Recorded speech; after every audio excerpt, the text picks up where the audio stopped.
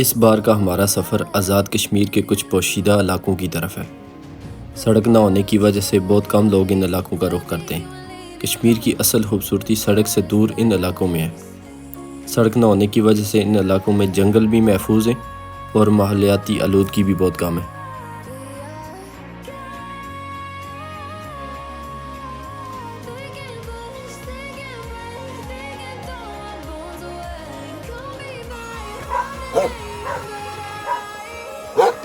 और खलना नहीं ना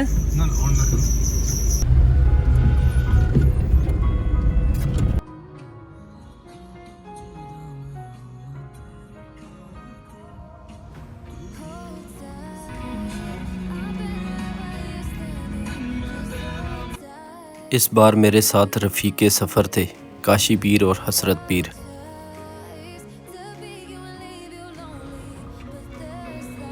सावन का मौसम, हल्की बारिश, बादलों से ढकी पहाड़ियाँ और रास्तों में हर तरफ सब्ज़ा एक दिलकश मंजर पेश कर रहा था।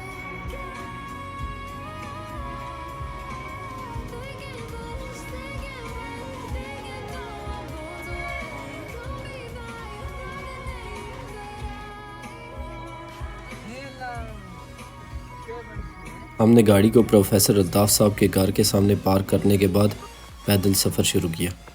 तबलीग के लिए आए? हाँ जी, कहाँ से आए? पेशावर से। हमारा इलाका बहुत अच्छा है, ठंड है? ठंड है, लोग अच्छे, बहुत अच्छे हैं लोग।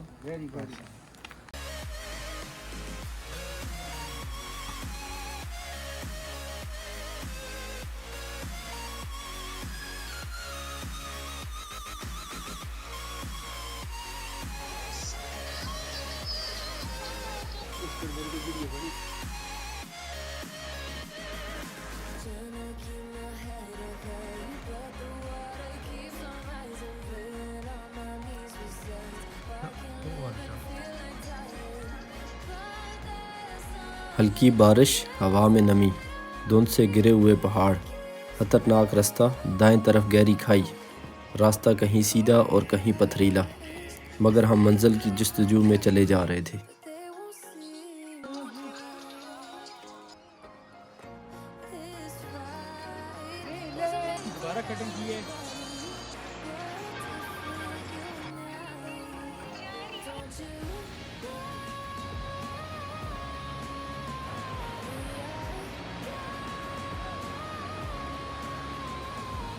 एक घंटा पैदल सफ़र के बाद हम इस खूबसूरत गांव डोबा में पहुंच गए। ये गांव सतह समुंदर से तकरीबन 6000 फीट पर वाक़ है। घने जंगल और सरसब्ज़ पहाड़ों के दरमियान ये वादी एक ख्वाब का मंजर पेश कर रही थी।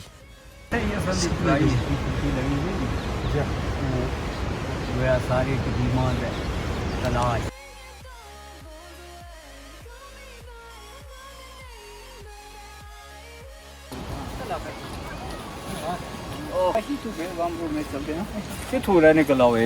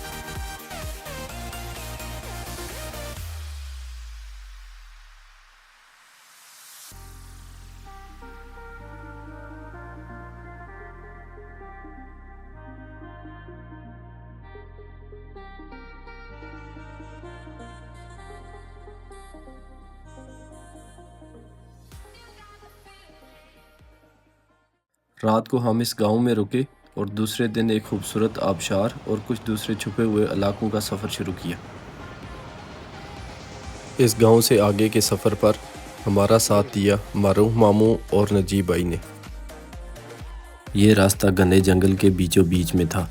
दरख्तों के पत्तों ने सूरज की रोशनी को रोके हुआ था। कहीं कहीं हवा का हल्का सा झोंका आता, जिससे पत्ते सरसरा कर खामोशी को और भी गहरा कर देते थे। जंगल की ये खामोशी अजीब सा सुकून दे रही थी। हसरत पीरों की तंज व मजाक से हमारा ये सफ़र आराम से कट रहा था। बेटी शम्मी कूड़ मरैंदी पई है जंगल च मोरन चिकोरन न डिठा कोई कांत न डिठी कोई हिल मेरा नास की ते एडे बड़े ना कोई शेर डिठा पिया है न कोई मोर डिठा है अइयां क्रैसो माड़ियां नासां खखाड़े जुलसन सच गिल है ये। 2 घंटे तक मुसलसल घने जंगल में चढ़ाई चढ़ते हुए आखिरकार हम इस मकाम तक पहुँचे जहाँ एक खूबसूरत आबशार हमारा इस्तकबाल कर रही थी। ये हमारी टीम पहुंच आई है जी, देख सकते हैं आप। आबशार के पानी का चट्टानों से गिरने का शोर दिल को सहर कर रहा था और हमारी थकन जैसे पानी की आवाज़ के साथ बह गई हो।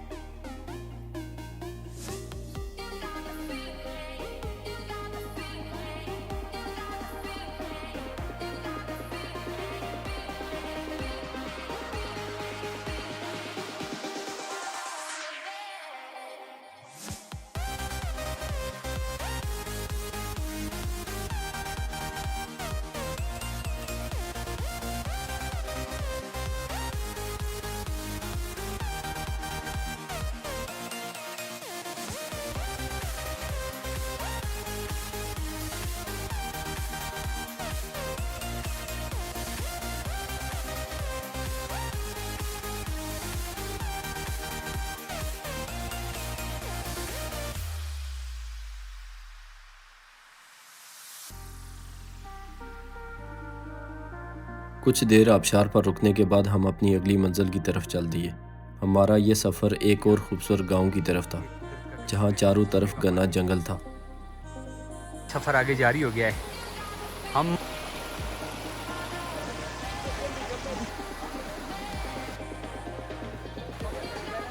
कैसे है जी?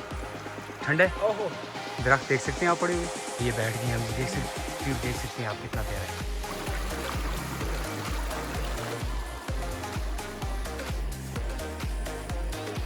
इन पहाड़ों की असल खूबसूरती इन दरख्तों से है। जिन पहाड़ों पर दरख्त ख़त्म हो जाते हैं, ऐसा लगता है इनसे इनकी रूह को छीन लिया गया हो।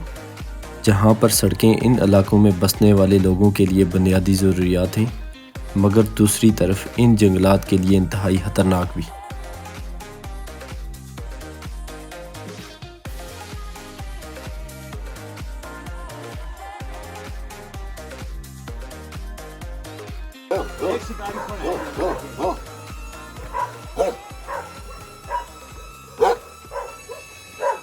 इस गांव में पहुंचने पर इन लोगों ने हमारा बहुत अच्छा इस्तकबाल किया, चाय और खाने की ऑफ़र की और अपनी मेहमान नवाजी का एहसास दिलाया।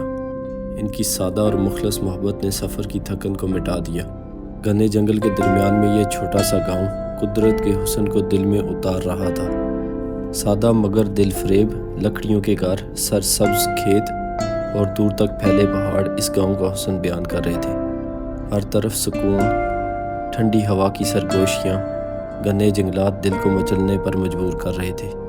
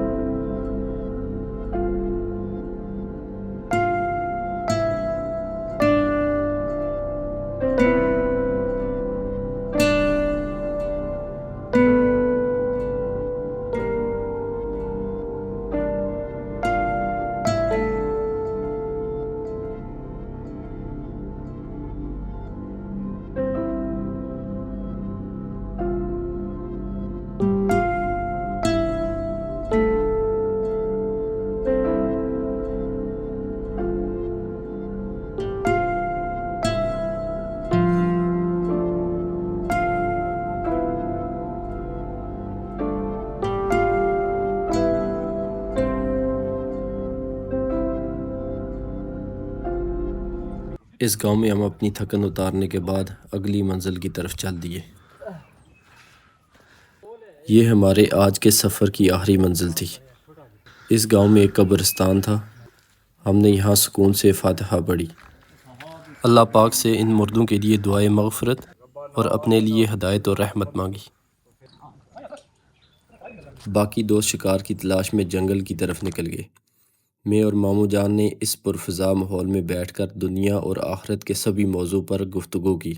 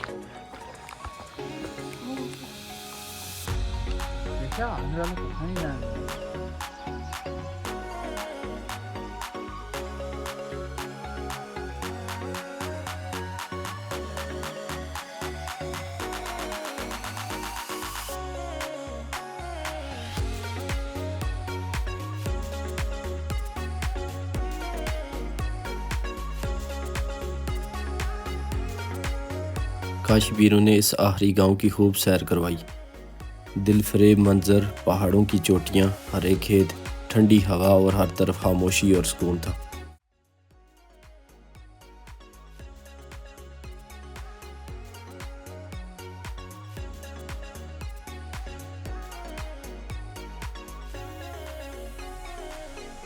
कुछ देर आराम के बाद हमने वापसी का रास्ता लिया। नीचे उतरते हुए कदम हल्के मगर दिल इस खूबसूरत सफ़र की याद में भारी था।